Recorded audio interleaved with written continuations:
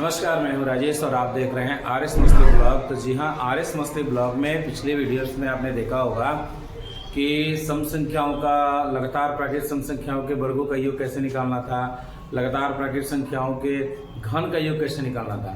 तो उसी कड़ी में हम आज के वीडियोस को आगे लेकर के चलते हैं, क्योंकि आपको लगातार वीडियो देना हमारी एक जिम्मेवारी है, हमारी रिस्पॉन्सिबिलिटी है। इसलिए आप सभी दर्शकों को बहुत बहुत धन्यवाद। आपने मुझे सहयोग दे रहे हैं, आप सपोर्ट कर रहे हैं और आपकी वजह से मेरा चैनल धीरे धीरे आगे बढ़ रहा है। ऐसे ही सपोर्ट की आवश्यकता है मुझे, अपेक्षा भी है, आपसे उम्मीद भी है। और बारंबार हम कहना चाहेंगे कि जब भी आप हमारे वीडियोस को देखते हैं, कोई भी वीडियो हो, चाहे फनी वीडियोस में कभी कभी कर देता हूँ, या कभी आप डांस का वीडियो देख रहे हैं या कहीं शादी विवाह का वीडियो देख रहे हैं, तो आपको अगर वो वीडियो अच्छा लग रहा है या क्लास का वीडियो है, तो आपको अगर वो अच्छा लग रहा है तो आप अपने दोस्तों को शेयर जरूर करिए, ताकि उन तक भी हमारी बातें पहुँचे और उनको भी थोड़ा एंटरटेन होने का मौका मिले, या उनके अंदर भी कुछ एजुकेशन की चीज़ें एंट्री हो। तो आज के हम टॉपिक पे जो बात करने जा रहे हैं, लगातार बने रहिए हमारे वीडियो के साथ। कोई भी हमारा वीडियो हो तो आप उसे अंत तक जरूर देखिए, क्योंकि जब तक आप अंत तक देखेंगे नहीं, क्योंकि बहुत सारी बातें ऐसी होती है जो इंसान लास्ट में कहता है, पढ़ाते जाता है और अंत में उस बात को कहता है। तो होता क्या है कि आप जल्दबाजी में बोर होते हुए, चाहे कोई और कारण हो, और आप उसको स्किप कर दिए, भगा दिए, तो हो सकता है कि दो चार बातें जो मूल बातें होती है वो बीच की ही छूट जाए। इसलिए वीडियो को स्किप मत करिए, पूरा देखिए, अंत तक देखिए। चलिए आज का टॉपिक शुरू करते हैं। बोर्ड पे देख पा रहे हैं प्रथम n तक सम संख्या का योग, सम संख्या का योग। अब मैं बार बार एग्जाम्पल से समझाता हूँ, यहाँ भी आपको समझाना चाहूंगा कि n तक सम संख्या का योग पूछ, जैसे मान लीजिए 2, 4, 6, 8, 10, 12, 14, 16 ऐसे दिया हुआ है। तो ये तो लिमिटेड है, 2 होगा, 4 होगा, 10 होगा, जैसे भी हो। तो आप इसको जोड़ना शायद आसान है, बहुत आसान है, जोड़ भी लेते हैं। 16, 14, 30, 42, 52, 60, 70, 72, कितना आ गया? 72। बहुत आसान था। ऐसे ही कह दे कि डॉट डॉट डॉट डॉट 50 पद तक सम संख्या का योग निकालना हो तो कैसे निकालेंगे। चलिए इसको थोड़ा सा हटा देते हैं और ये जो 72 आया इसको स्पष्ट हो लें कि क्या ये सही कैलकुलेशन फॉर्मूला से हो रहा है कि नहीं। तो यहाँ पे पद को काउंट कर लेते हैं। n पद की बात किया है, 16 तक जोड़ने की बात नहीं किया है, n पद तक, n तक। तो 1, 2, 3, 4, 5, 6, 7, 8 हो रहा है ना। तो हम यहाँ क्या करेंगे, 8 × 8 + 1 कितना हो गया? 8 × 9 यानी कि 72, यानी 72 कैलकुलेशन राइट है। ठीक उसी प्रकार मैं कह रहा हूं कि मान लीजिए इसको कह दिया कि 50 पद तक जोड़िए, 50 पद तक। तो आपको बहुत आसान फॉर्मूला मिल गया है। इसको और शॉर्टली हम बोल सकते हैं कि अगर कितना हो पद तक जोड़ना हो सम संख्या को, तो उस पद में 1 बढ़ा करके उस दोनों को गुणा कर दीजिए। जैसे 50 तक करना है तो 50 × 51 कर दीजिए, 2550। यानी ये 50 पद तक जब सम संख्या को जोड़ेंगे तो 2550 आएगा। इसी तरीके से 100 पद तक भी अगर दे दे तो 100 × 100, 1 अगर आप करेंगे तो भी आपका 100 पदों तक का सम संख्या का योग निकल जाएगा। सोचने वाली बात है, कितना आसान है।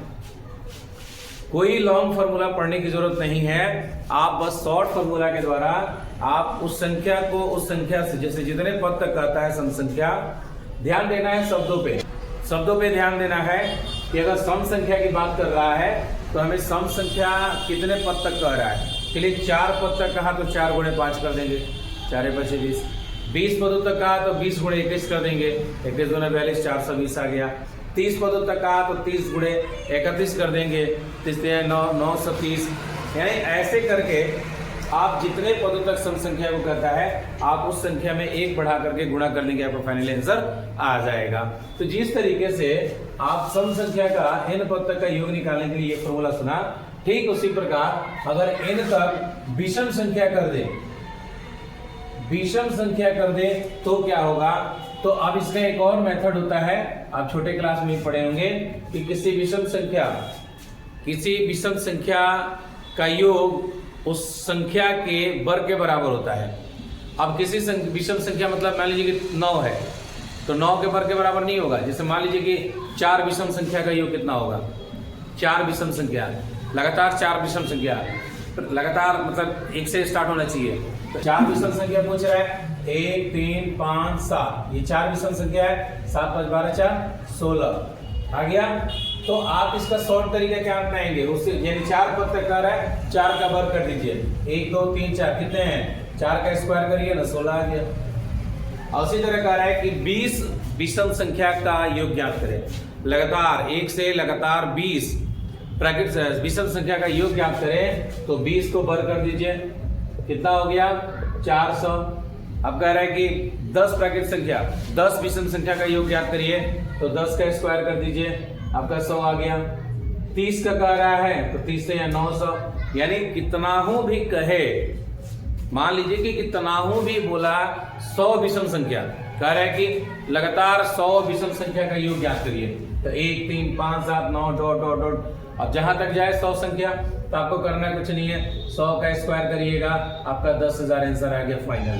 इतना शॉर्ट ट्रिक है कि आप सम विषम संख्या का योग आसानी से निकाल सकते हैं। तो इसी कड़ी में हम आगे बढ़ते हैं। अब हम बात करते हैं थोड़ा पूर्ण विभाजन के लिए एक फॉर्मूला आता है। पूर्ण विभाजन शब्द का मतलब क्या है, जब किसी दो संख्या के बीच हम भाग का विधि करते हैं तो वो पूर्णतः कट जाता है।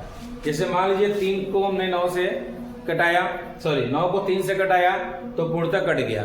तो इस तरह का जो भी डिवाइडेशन आता है उसको हम पूर्ण विभाजन कहते हैं। तो पूर्ण विभाजन के लिए ये फॉर्मूला एक फिक्स रहता है। आपको कोई भी दो संख्या दे दे, ये रिलेशन बताने के लिए बात करें, इसमें कोई दो संख्या अगर दिया हो तो तीसरा संख्या आप आसानी से बिना भाग किए निकाल सकते हैं। जैसे मान लीजिए भागफल आपको दिया हुआ है, कह रहे हैं कि भागफल 3 है, ठीक है, यहाँ पे दे दिया कि भागफल बराबर 3 है और भाज्य 15 है। तो भाजक आपसे पूछ रहा है, फट से इस फॉर्मूला पे आप लगा देंगे, भागफल कितना है 3 और भाज्य कितना है 15, और ये आपको पता नहीं है, आपने x y z कुछ भी मान लिया, यानी 3 बराबर 15/x है, x इधर जाएगा और 15/3 नीचे आ जाएगा, कितना आ गया 5 आ गया। यानी आप एक इस फॉर्मूले की सहायता से 2-3 फॉर्मूले और बना सकते हैं। देखिए इस फॉर्मूला को हम ऐसे लिख सकते हैं कि भागफल बराबर भाज्य बटा भाजक। तो अब ये भाजक अगर इधर जाएगा तो हम लिख सकते हैं कि भाजक बराबर भाज्य भागे भागफल। एक ये भी फॉर्मूला हो गया, ठीक है। तो अब आपको भाजक निकालना हो, ये दोनों दिया हो तो आप इस फॉर्मूला का यूज कर लें, ठीक है। और भी इसके मेथड आ सकते हैं, जैसे मान लीजिए कि अब हमें भाज्य को इशेड करना है तो यहाँ भागफल गुणे भाजक, भागफल गुणे भाजक बराबर भाज्य हो जाएगा। यानी अगर आपको भाज्य निकालना हो, भागफल और भाजक दिया है, दोनों को गुणा करेंगे तो आपका भाज्य निकल जाएगा। तो एक फॉर्मूले की सहायता से आप 2-3 फॉर्मूले कैलकुलेट कर सकते हैं। ये फॉर्मूला मुख्य रूप से पूर्ण विभाजन के लिए आता है।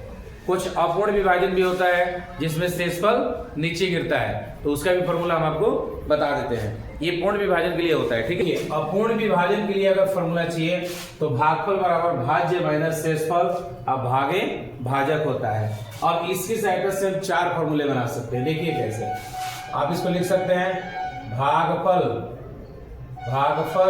गुणे भाजक माइनस शेषफल। तो अगर भागफल चाहिए, ये तीनों दिया है, तो आप इस फॉर्मूले का यूज कर सकते हैं। लेकिन अगर आपको भाजक चाहिए, मान लीजिए भाजक चाहिए, भाज्य बराबर भागफल गुणे भाजक, ये प्लस में हो जाएगा शेषफल, ठीक है। दोनों को गुणा करने में ऐड कर देना है शेषफल। उसी तरीके से इसको पक्षांतर की विधि कहते हैं। पक्षांतर की विधि करके आप इस फॉर्मूला से भागफल भाज्य शेषफल भाजक इत्यादि का मान आप आसानी से जल्दी निकाल सकते हैं। भाज्य इसके पहले वाला में अगर देखा आपने कि पूर्ण अगर विभाजन दिया हो तो उसका ही फॉर्मूला था, अपूर्ण विभाजन दिया हो तो उसका ही फॉर्मूला है। इस तरीके से बीजगणित में होने वाले किसी भी प्रकार के प्रॉब्लम को आप इन फॉर्मूलों के द्वारा आसानी से हल कर सकते हैं। तो अब इसके लिए क्या करना होगा आपको कि बार बार वीडियो को देखना पड़ेगा, क्योंकि देखिए याद करने के या सीखने के कई तरीके होते हैं। रिवीजन बहुत बेस्ट चीज होती है। आपने सोशल मीडिया पे देखा होगा कि ऐसे ऐसे ट्रिक्स दिखाए जाते हैं। एक कैरम बोर्ड खेलने वाला व्यक्ति उसके राइट साइड में कॉर्नर पे गोटी होती है और दीवार से चिपकी होती है, और उसको वो अपने लेफ्ट साइड में मारता है, और वो गोटी घूमते आकर के उस स्ट्राइकर जो है गोटी को पिला देती है। इससे अंदाजा लग रहा है कि वो प्रैक्टिस है, जबरदस्त प्रैक्टिस है। तो देखिए मैथ्स क्या है, मैथ्स कभी रटने की चीज़ नहीं, मैंने कई बार वीडियो में बोला है कि मैथ्स को आप रट करके नहीं पढ़ सकते, मैथ्स प्रैक्टिस की चीज़ है। और जब आप प्रैक्टिस में करते हैं ना तो वो आदत हो जाती है, और जो चीज़ आदत हो जाती है ना उससे ज़्यादा अनुभव किसी चीज़ का होता ही नहीं है। एक दारू पीने वाला से मिलिए जो रोज़ दारू पीता है, आपके पास जब जाएगा ना तो हो सकता है कि अगर वो जला है, उस चीज़ से दुखी है, तो आपको मना करेगा पीने से, जरूर बोलेगा बेटा ये बहुत बुरी चीज़ है, क्योंकि उसको अनुभव है दारू पीने से दुख कितना है, दारू पीने का नुकसान कितना है। लेकिन जो नौछेड़िए हैं, जो आजकल अभी 15-16 साल 18 साल के हुए हैं, उनको लग रहा है दारू बहुत मस्त चीज़ है, पी रहे हैं, तो उनको अभी जीवन का अनुभव नहीं है। लेकिन जो वृद्ध हो चुके हैं, जो पुराने हो चुके हैं, जब वो होश में हो तब आप उनसे पूछिएगा कि बाबा चाचा आप इतना दारू क्यों पीते हैं, वो क्या कहेगा, क्या करे बेटा आदत लग गया है, मजबूर हो गए हैं। तो आदत वो तो गलत चीज़ है, ठीक है, उसका आदत नहीं लगना चाहिए, लेकिन पढ़ाई का आदत लगना अच्छी चीज़ है, क्योंकि ये आपके करियर को बिल्कुल तरीके से बदलेगा।